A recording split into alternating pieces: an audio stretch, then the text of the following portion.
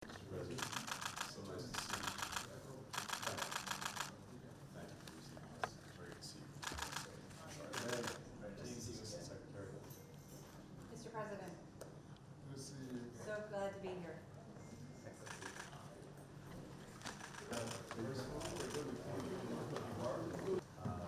Unfortunately, not such a good result for our hosts. They were playing before the beginning. Tough game. Well done and organized. Thank you, gentlemen.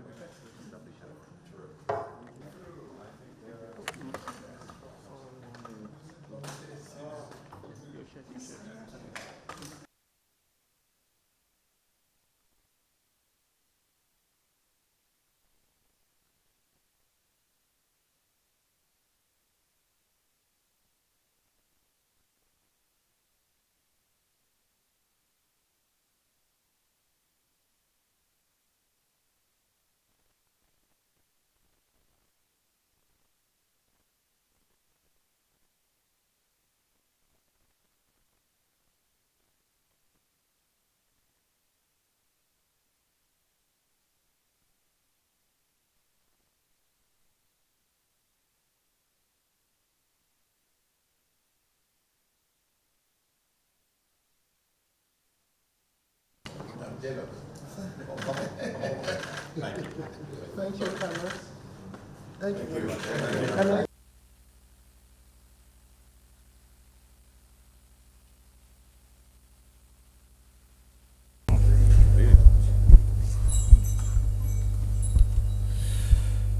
Your Excellency, the Honorable Minister of Foreign Affairs of the Federal Republic of Nigeria, Ambassador Yusuf Tuggar, Your Excellency, the 71st United States Secretary of State, Antony Blinken, distinguished members of the Nigerian and American delegations present, ladies and gentlemen of the press, good evening. Over the course of the last 1 hour, His Excellency President Bola Tinubu and the United States Secretary of State, Antony Blinken, have engaged in robust and constructive discussions on Nigeria-United States bilateral relations. They elaborated on how to expand its frontiers in several areas of shared mutual interests. Following extensive deliberations, Ambassador Tuggar and Secretary Blinken are now ready to address the local and international press. The ground rules for this joint press briefing are as follows. After the remarks by Their Excellencies, the Honorable Minister of Foreign Affairs and the United States Secretary of State, 4 questions will be entertained. 2 questions from the Nigerian Press Corps and 2 questions from the United States Press Corps. Kindly remember to introduce yourself and your organization before asking your questions when it is time for the Q&A session to begin. Without further ado, Honorable Minister, you may take the floor. Thank you very much. A very good evening to you all. Today we're happy and honored to be receiving the United States Secretary of State, Secretary Blinken, here in Abuja at the Presidential Villa, where he met with His Excellency President Bola Tinubu, along with my good self and a number of my colleagues, honorable ministers. And during the course of that meeting, several issues were discussed of a bilateral nature, as well as multilateral nature. They ranged from food security to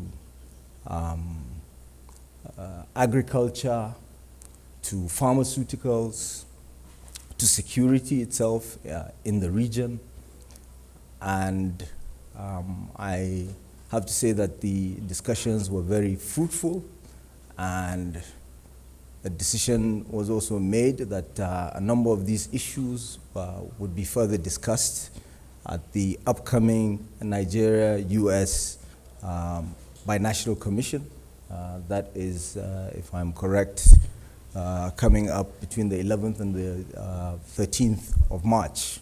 So that's around the corner. It is also important to note that President Bola Tinubu brought up the issue of Nigeria's membership and participation in the G20, as well as the United Nations Security Council. As we're all aware, Nigeria is the most populous nation on the African continent. It has the largest economy, and therefore, along with the 4D, President Tinubu's 4D foreign policy agenda of democracy, development, demography, and diaspora, we feel it necessary and deem it fit for Nigeria to be ably represented in these decision-making bodies. And we're aspiring for that. To paraphrase the late Moshood Abiola, you must not shave a man's head in his absence, because by some accounts, as many as 60% of the resolutions passed by the UN Security Council in one way or the other related to Africa. So Africa needs to be represented. And I'll stop here for now to allow Secretary Blinken to expatiate further. Thank you. Thank you. Thank you very much. And good evening as well to everyone. Foreign Minister, thank you so much for your engagement today, and in fact, every day, as we're working so many issues that we share in common.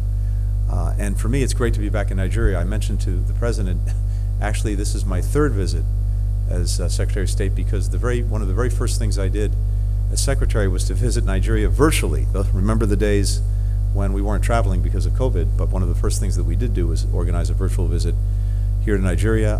Then I came here the following year, and it's very good to be back here today.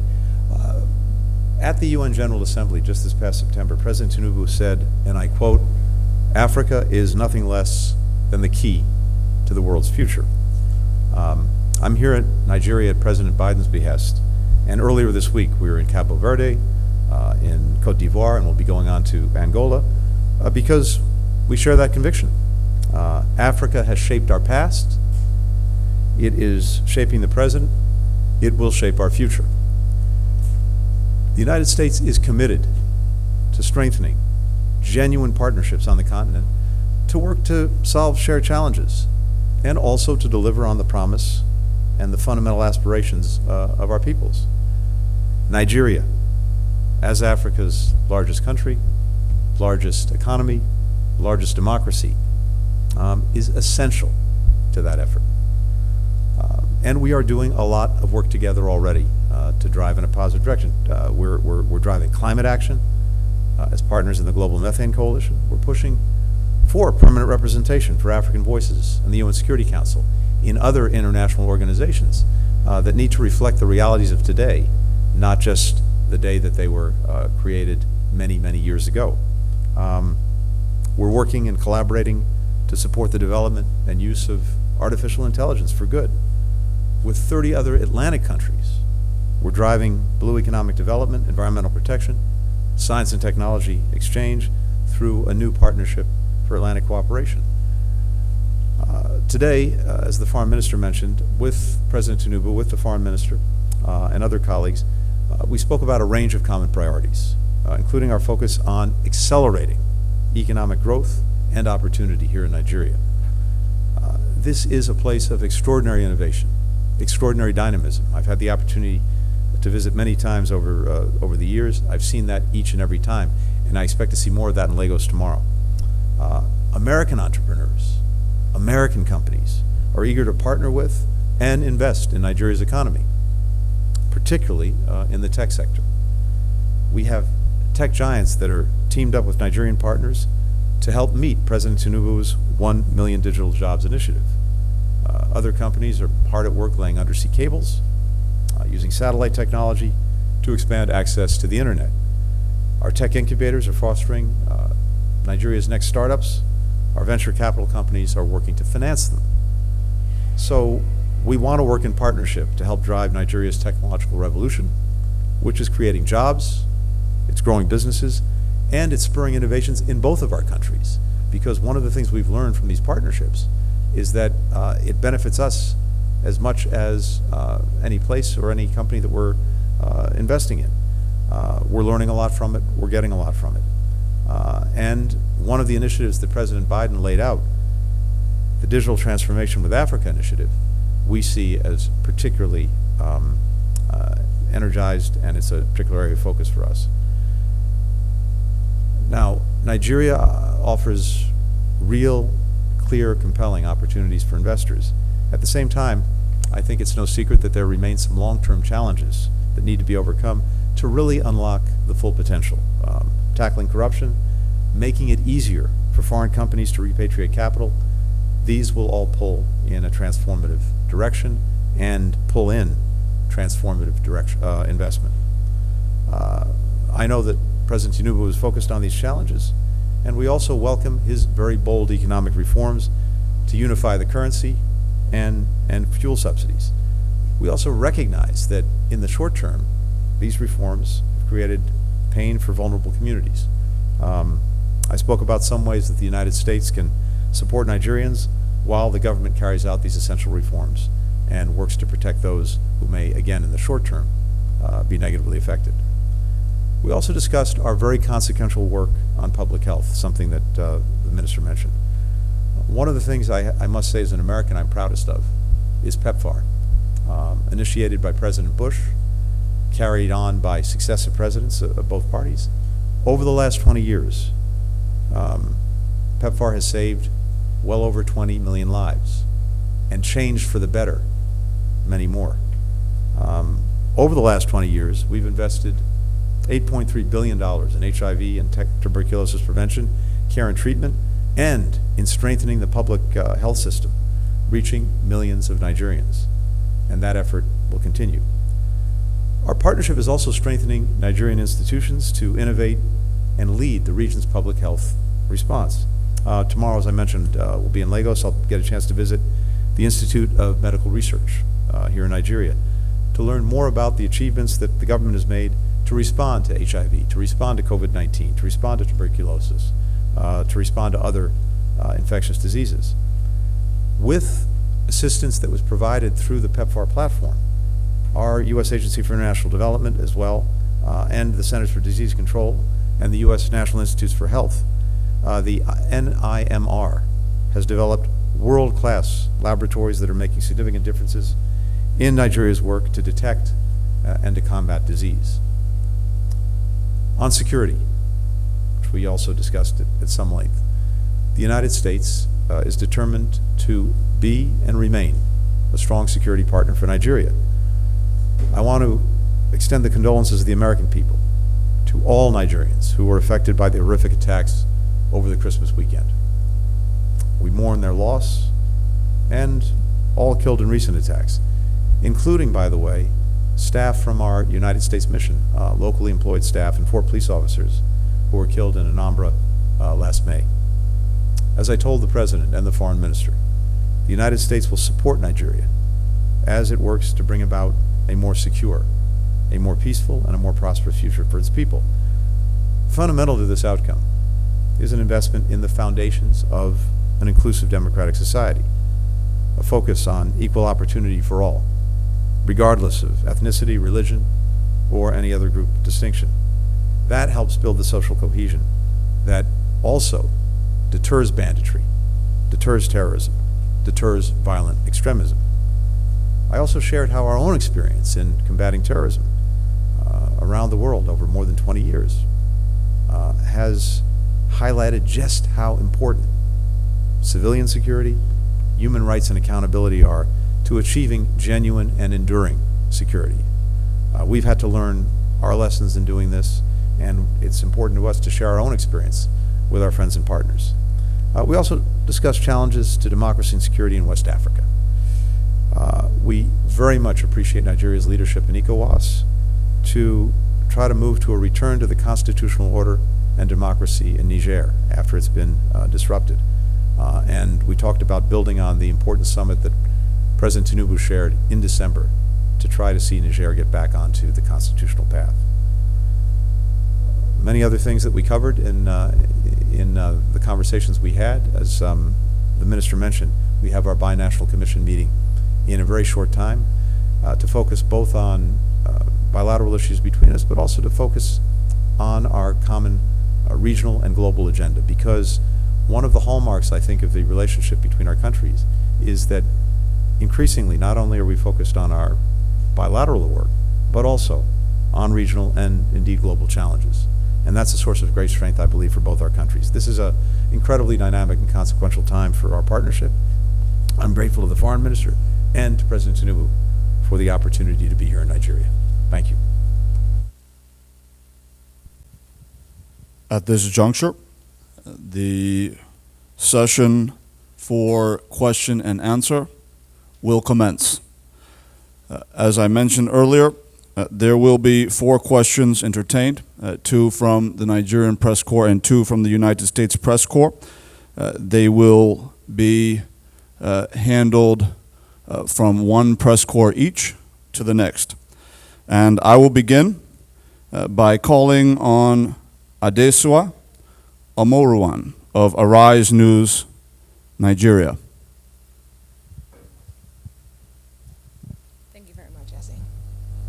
Foreign Minister, Secretary Blinken, can I just say that you missed watching the better football game at AFCON yesterday, where our Super Eagles emerged victorious, and not the game you saw in Abidjan, where Ivory Coast was, suffered a crushing and crashing out defeat.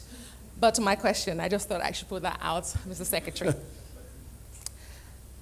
Secretary, the U.S. has demonstrated its willingness to support the likes of Ukraine and other embattled democracies when threatened by anti-democratic powers. In line with this, Nigerians have asked the question why similar levels of support in terms of hard equipment, financing, and intelligence are not provided at a similar scale with a similar level of urgency, given the fact that there is a clear attempt by some powers to create a belt of dictatorships at the expense of democracy in the Sahel. And permit me, Mr. Secretary, why is the U.S. and its allies not showing the same level of concern, considering the level of insecurity and infrastructural devastation present in some regions in Nigeria? You have just said some of your workers were affected in the recent killings, and you have reassured President Bola Tinubu. But Nigerians will wonder why it seems as if the U.S. and its allies are less concerned about the sustenance and development of democracies in Africa compared to the democracies in Europe, like we see you do. Thank you very much. Great. Thank you. Let me start by saying that we were very impressed with the Super Eagles. And of course, as a good diplomat, I'm not going to pick sides, but we wish very well for the Super Eagles as they move forward in the tournament. Let me say this in response to the, I think, very important question. I have to tell you, we are intensely focused on challenges to security in the region, in the Sahel, intensely focused because of the impact that it's having on our friends and partners, intensely focused because of the broader impact that insecurity can have on all of us, including the United States. And we've already talked a little bit about Niger, where the leadership that President Tinubu is showing through ECOWAS, we hope can make a difference in restoring the constitutional order and restoring a critical partner in trying to find security in the region. One thing I can also say is this: as some countries have look to various ways of providing security, including going to partners like the Wagner Group, what we've seen is actually the problem getting manifestly worse and worse and worse. You see the exploitation of people and resources by Wagner. We've actually seen violence and extremism in the countries where it's been operating go up, not down. In fact, go up dramatically. Having said that, it's important that we be working to support our partners who are trying to find effective ways of fighting insecurity. And we are working to support Nigeria. We're working to support our Lake Chad region partners to strengthen the capacity of their security forces in a whole variety of ways to deal with insecurity. And yes, that does go to equipment, to technology, to weapons, and we're working on that, but it also goes to many other things, including information sharing, intelligence, technical support, advice, and it goes to having a comprehensive approach that genuinely focuses on citizen security, working with local communities in partnership, demonstrating that security forces are there first and foremost to protect them and to support their needs. By the way, that was an approach that was delivering results in Niger when President Bazoum was in office before he was deposed in a coup. And in every place where there's been an unconstitutional change in leadership, as I said, things have only gotten worse. So when you look at what we are doing, we're providing assistance through a variety of means, through our diplomacy, engaging with other countries, through our security assistance, through police and military and justice program reforms, which are vital, through dialogue efforts, through development programs. All of these things work hand in hand. Now, it's also vitally important from our perspective and the perspective of our Congress that there be a focus on making sure that civilians are protected, that humanitarian considerations be taken into consideration and into concern as all of these efforts are underway. And that's part of our dialogue and conversation too with our partners in Nigeria and elsewhere in the region. Hands up from the United States Press Corps, those who would like to ask a question. Please introduce yourself. Julian Piquet from Jeune Afrique and the Africa Report. I have a follow-up question to my Nigerian colleague's question. Your meeting today, as the Sahel is increasingly fragmented, as you know, I was wondering if you think West African leaders and their Western allies should engage with coup leaders. You know, Presidents Biden and President Tinubu are both reluctant to accept the coup in Niger, understandably, but does that risk, you know, pushing the junta into the hands of the Russians, just like Mali and Burkina Faso? Thank you. Look, I don't think these two things are inconsistent. We, of course, don't recognize what happened in Niger or in other countries where a coup has taken place. And in fact, we clearly declared the fact that there had been a coup. The question is, what is the most effective way to get back on the democratic track, in the case of Niger, to return to the constitutional order? And that also involves some engagement with those who perpetrated the coup, which is exactly what ECOWAS has done, what President Tinubu has done, what we've done in engaging with the CNSP and setting out what is necessary if Niger is to once again enjoy the relationships that it had with all of us, including assistance, including cooperation on counterterrorism, including other forms of support. So I don't think these things are inconsistent, and as I mentioned, back in December, there was a very important meeting between ECOWAS, chaired by President Tinubu, and those responsible for the coup in Niger, to just be very clear about what we're looking for, what the region is looking for, what ECOWAS is looking for, what the international community is looking for, to get Niger back on track. Now, we'll see if that produces results. But I think being very clear about what happened, very clear about what we're doing about it, but also having the appropriate engagement is necessary to see if we can move this to a better place. The second question from the Nigerian Press Corps. Please raise your hand. All right, go ahead and introduce yourself, please. Good evening, ladies and gentlemen. My name is Stephen Angulu. I write for the Punch newspapers. Secretary Blinken, the policies of President Bola Tinubu seem to align closely with many prescriptions and recommendations of the World Bank and Western allies. They include policies such as the removal of long-standing subsidies on petrol, and of course the unification of the foreign exchange rates, amongst others. Nigerians anticipated a reciprocal boost in infrastructural investment and US dollar liquidity injection, the kind seen in Egypt, Ethiopia, Israel, and others. But that has not been forthcoming. President Joe Biden launched the Build Back Better World program for infrastructural investment in developing countries. Now, what can you tell Nigerians about the extent of investment across sectors that the United States is ready and willing to commit to the Nigerian economy? And what encumbrances, if any, do you see in the way of tens of billions of dollars worth of investment in infrastructure and the US dollar denominated liquidity? Thank you. Thank you very much.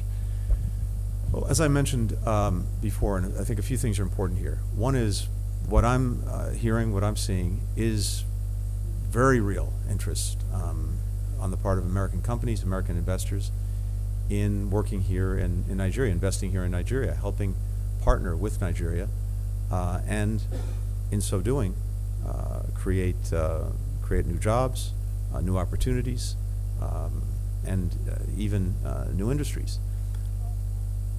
This is a big focus of our binational commission and the work that we're doing together. I mentioned as well, though, there remain some impediments that we hear from our own business community that I think stand in the way of maximizing those opportunities. One is the repatriation of capital. This is important. I know the central bank governor is working on that. And second is the ongoing effort to combat corruption, because companies that come in and invest want to make sure that they're going to be investing with a fair and level playing field. And corruption, of course, is a big impediment to that. Having said all of that, look, I do think we're seeing real movement. When we had the Africa Leaders Summit hosted by President Biden, one of the commitments we made was to generate an additional $55 billion in private sector investment in Africa over the next 3 years. Well, here we are 1 year after the summit, and we are 40% of the way to achieving that goal. By 2 years out after the summit, based on the trajectory we're on now, we'll be at 70% of that goal, and we will achieve the goal in the 3 years as President Biden set out. That's just one, albeit an important manifestation, not only of our commitment to generating more private sector investment, but actually to doing it. And as President Tinubu and I had a chance to discuss this, I think there are responsibilities on all sides. One, as I mentioned, are the things that can be done here in Nigeria to create the best possible climate for investment.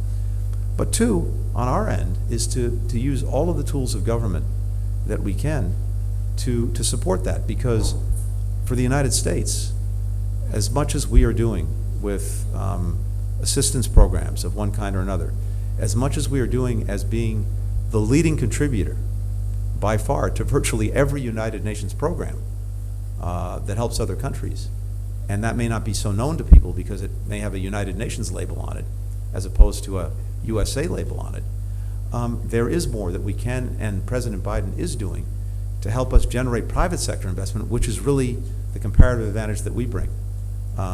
And that includes using some of the tools in our government that have not been used as effectively before to support the private sector in terms of risk investment, in terms of supporting in one way or another the investments with insurance, with participation. We have tools like the Development Finance Corporation, like the Export-Import Bank and others that are now working together in ways that they haven't before and firing on all cylinders. It's a whole-of-government approach to trying to generate and target private sector investment. One last thing. I'm convinced, more than ever before, that in Africa in general, in Nigeria in particular, because of its extraordinary strengths, so much more can and should be made in Africa for Africans, but also for the entire world. I think there are tremendous opportunities here, for example, in the pharmaceutical sector to make things here in Nigeria.